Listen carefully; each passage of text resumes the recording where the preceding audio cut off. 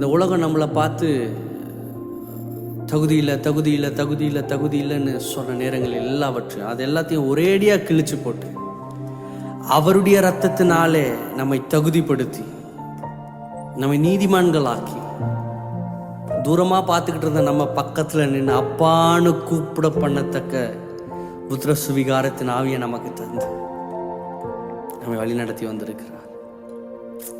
வசனம் சொல்லுது, பிதாவோட நம்மை ஒப்புரவாக்கி இருக்கிறார். சமாதானம், அதாவது நம்ம லாங்குவேஜில் சொல்ல போனால் சமாதானப்படுத்தி வச்சிருக்கிறார்.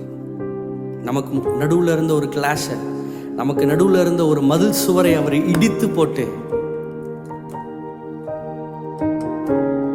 அந்த வசனம் அழகா சொல்லுது, கையெழுத்தா இருந்ததை செவிற்றை அவர் குலைத்து போட்டு அது நடுவில் இராதபடிக்கு அதை முற்றிலுமாய் தகர்த்து போட்டார். இப்போ அந்த அந்த செவிறு உடைஞ்சதுனால நீங்களும் நானும் அப்பாவிடத்துல சமீபமாய் உன்னதங்களிலே அவரோட கூட அமர்ந்து கொண்டிருக்கிறோம்.